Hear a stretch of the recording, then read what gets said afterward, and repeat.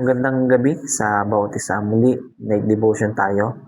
At ngayon ay dito na tayo sa chapter 3, verse 1 hanggang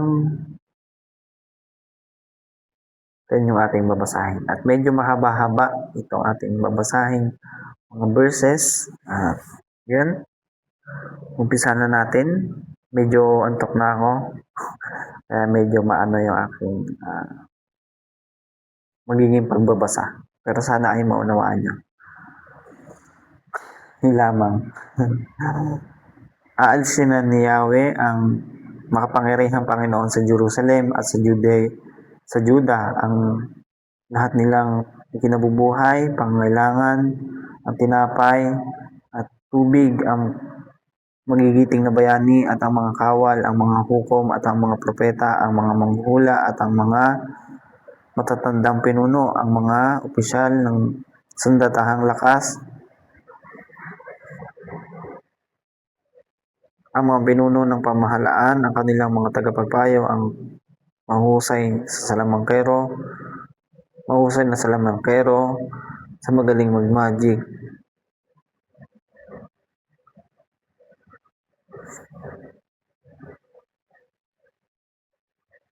Aapihin ng bawat tao ang kanyang kapwa, hindi gagalang ng kabataan na matatanda, maging ang hamak ay lalaban sa nakakataas sa kanya. Darating ang araw na pupuntahan ng isang tao ang kanyang kapatid sa mismong bahay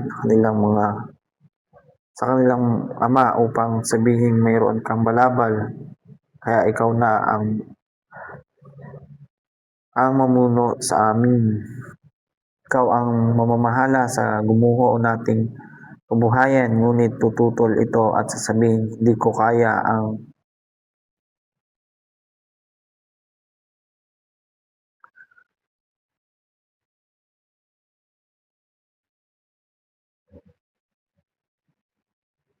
pagpasensya nyo na medyo nawala ako.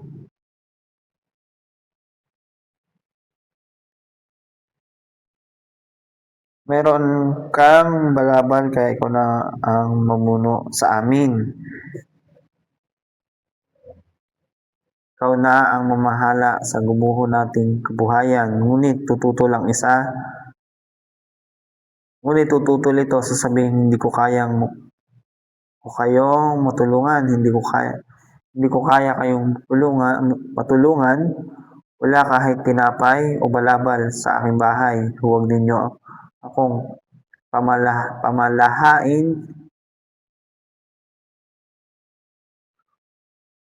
sa ating bayan. Gumuho na ang Jerusalem, bumagsak na ang Juda, sapagkat sumuway sila kay Yahweh. Sa salita at sa gawa, nilapastangan nila ang kanyang maningning na kalalagayan. Ang pagkiling nila sa iba ay katibayan laban sa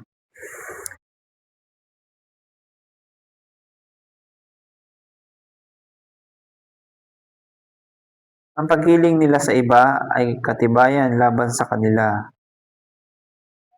Gaya ng Sodoma, hayagan silang pumagkasala. Hindi nila ito itinatago, kawawa ang mga tao. Sila na rin ang nagpahamak sa kanilang sarili. Sabihin ninyo sa mga taong matuwid, mapalad kayo, sapagkat ang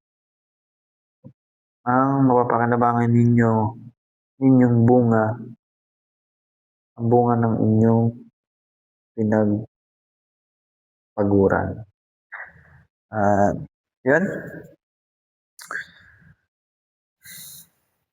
Pagpasensya nyo na yung aking pagbabasa. At medyo antok na rin ako. Siguro dahil doon sa maghapon na aming ginawa. Pero bagamat ganon, ay sana ay okay lang.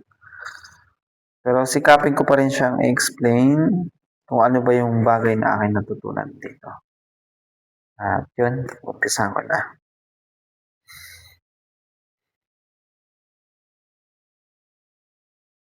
Ang aking natutunan dito yung aking naunawaan,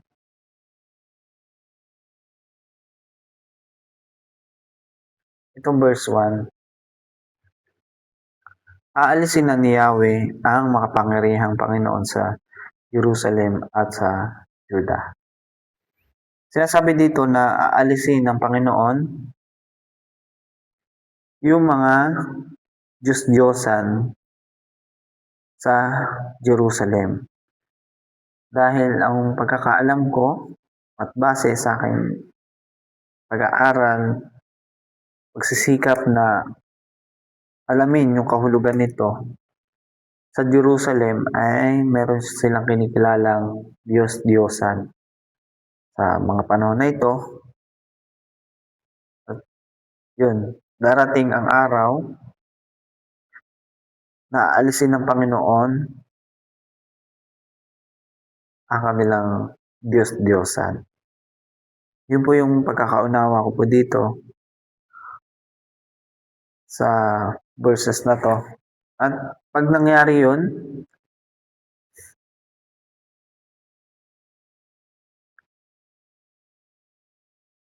kapag nangyari po yun, mas kumbaga mawawala ang Diyos-Diyosan sa Jerusalem. Yun, darating ang araw na ang mga Diyos-Diyosan doon ay mawawala, at kapag nawala yun, maganda na makapagbahagi po doon ng salita ng Panginoon, ipakita kung gaano kabuti ang tunay na Panginoon at ang Diyos na buhay. At yun po, patuloy po tayong magtiwala sa Panginoon at patuloy po tayong maniwala at manampalataya sa Kanya pong magagawa sa ating buhay. Dahil sabi dito sa verse 10, sabihin ninyo sa mga taong matuwid, mapalad kayo sapagkat mapapakinabangan ninyo ang bunga ng inyong pinagpaguran. Ibig pong sabihin nito, napakapalad natin kung tayo po ay patuloy na pagiging matuwid. Hindi naman po yung as in perfecto na parang hindi nagkakamali. Hindi naman po ganun yung ibig ko po sabihin. Hindi nagkakamali din naman po. Pero magkaiba po kasi yan eh. Yung nagsisikap magpakabuti, maging patuwid sa Panginoon ng tao, sa ating Panginoon, at sa paningin ng tao. Kaya napakapalad mo kung ikaw ay matuwid, nagsisikap maging matuwid, nagsisikap maging mabuti, nagsisikap magpakabuti.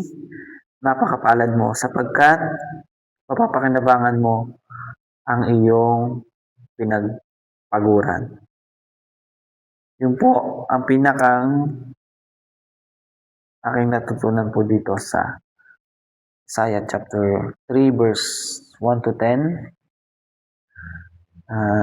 Yun, nawa ay patuloy po tayong maging matuwid. Bagamat nagkakamali tayo, pagpatuloy lang po natin. Huwag tayong magsasawang gumawa ng mabuti. Yun lamang po at marami pong salamat. Sana po ay naunawaan niyo po yung gusto kong sabihin tungkol po dito sa verse 1 to 10. At yun po, hanggang dito na lamang po. Muli, see you tonight devotion. God bless po. Bye-bye and good night.